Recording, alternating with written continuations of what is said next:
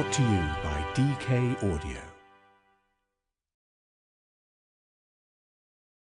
New Arrival at Samphire Bay by Sasha Morgan. Read by Lesley Harcourt. For my brother and sister, Paul and Claire. Chapter 1. Found it. Really? Where? Replied an excited voice. In Lancashire, a place called Samphire Bay. A huge Art Deco house on a peninsula. It's perfect, stated the man, sounding very pleased with himself. He lifted his shades to look out onto the bay before him, then back again at the property he was discussing. A white Art Deco house built in 1939 sat high on a large piece of land that showed off the architecture perfectly.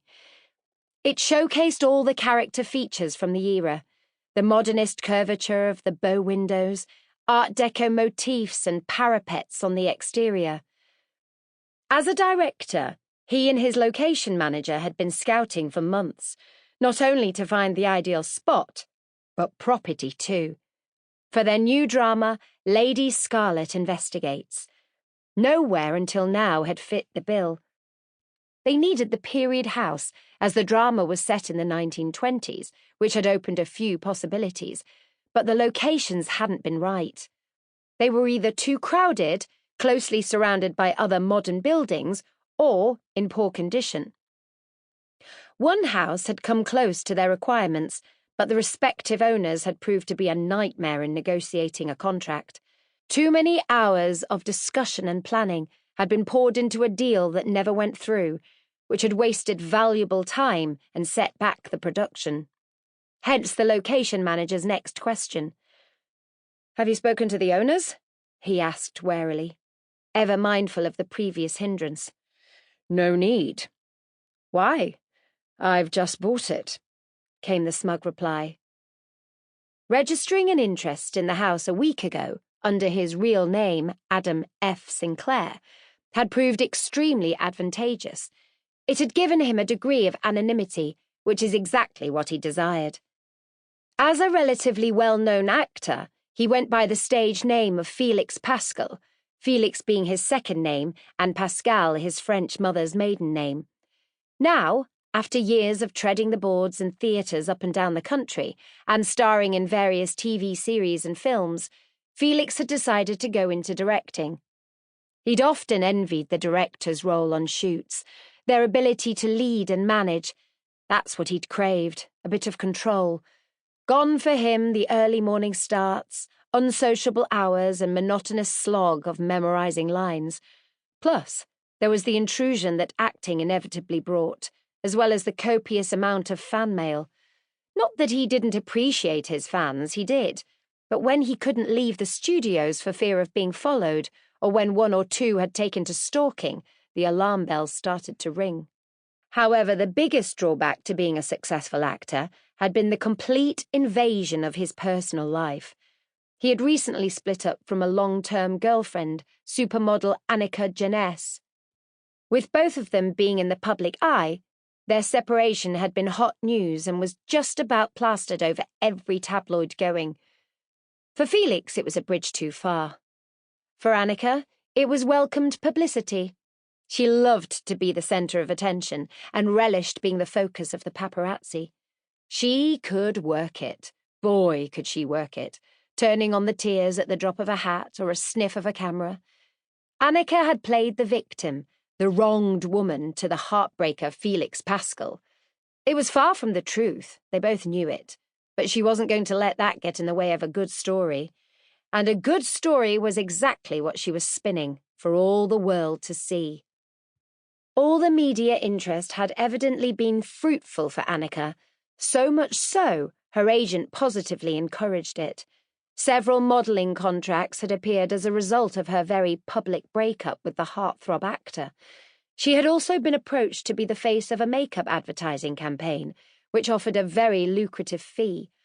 So, for Annika Jeunesse, she was the it girl, forever in the news, and with plenty of work coming in. Happy days. For Felix, it meant even more attention and a further invasion of privacy, and he hated it. He wanted out.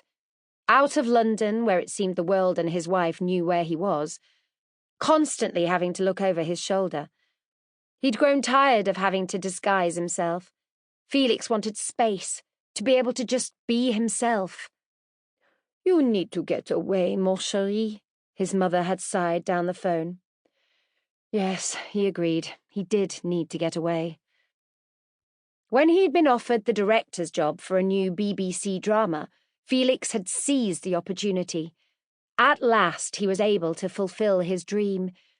He'd still be in show business, but on a more private level, behind the scenes and not in front of the camera. He'd also be in charge, not at the beck and call of others. As a director, he would be making the decisions, casting the actors, interpreting the scripts, coordinating with the film crew, and, best of all, identifying set locations. This was just what he had yearned for. A new location, a change of scenery. Felix had joined forces with Andy White, the location manager, and their quest had become personal.